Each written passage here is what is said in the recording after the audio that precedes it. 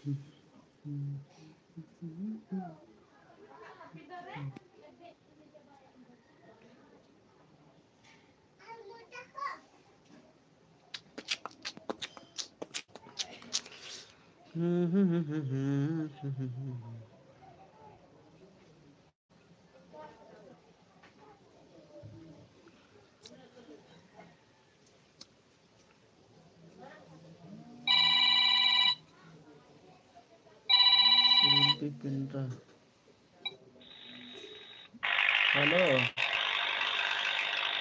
hello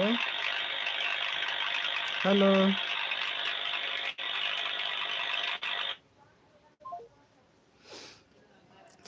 तो जोहार गाते को थिया नवा सेता सेता रियाल रे बिचार को फोन करना तो चलका ना पे ना रियाल रे मोज पे नपाय गया पे सचे पे चिका बड़ा दा कमेंट तबन पे उसरा उसरा के दाजे रियाल करना चे बन चिका है देन दो को मेना रियाल रियाल चा न्यू जोड़ा है ना के सारे कदा और अबरन जतो लहर सेता सेता कमेंट कातबन अबरन बुया हमेशा कमेंट किताबना नुका गे जोहार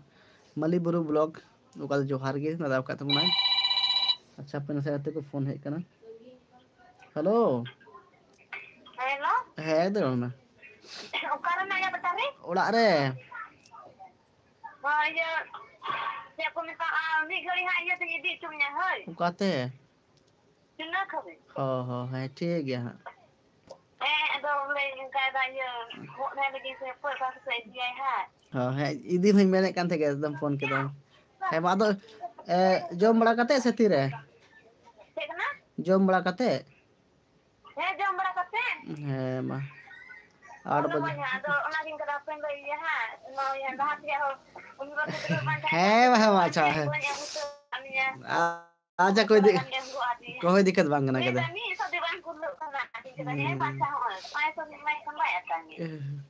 अच्छा कोई दिक्कत बांग ना देखो अच्छा जम पे फोन पे हैं उड़ा के धरते ठीक है कदे है मा ठीक है तो कते को आमबरन आयमा ढेर को लाइव रे ना तबना लाइव रे हेक कान सचिन मरंडे म्यूजिक स्टूडियो में तबना गुड मॉर्निंग दादा तो Sachin ji good morning M हो वेरी वेरी गुड और चोड़े ब्लॉग को तो बेटी कनाय हाई भैया का तबनाय तो अबे सनपुस इन से खोय जोहार गे और अबरन जोहार मले इब्राहिम मेंदा मौज गया पे दादा तो बोहा पुरले मौज गया और मजा नपाय ते मेना लिया थिंग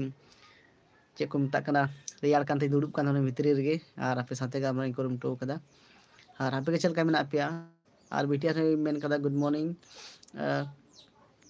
तो गुड मॉर्निंग और हो जोहार आन मेदा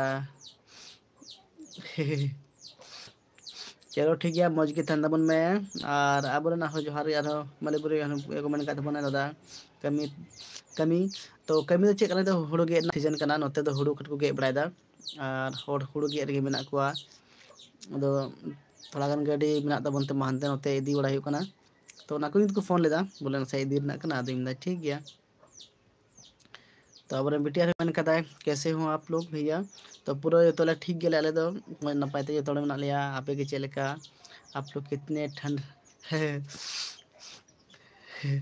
पूरा ठंड है पूरा रियाड़ कना अड़ी रियाड़ते न उनका गमछा को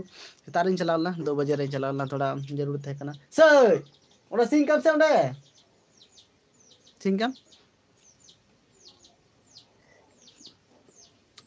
खटरियाड़ कना ना रियाड़ते जमा को अगु कन्या ये रे बेड रे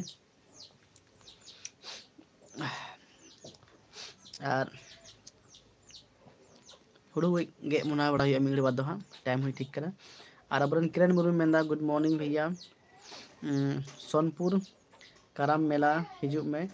सोनपुर सोनपुर सोनपुर ओकाले कना कराम अगर हो सके तो कमेंट तबन में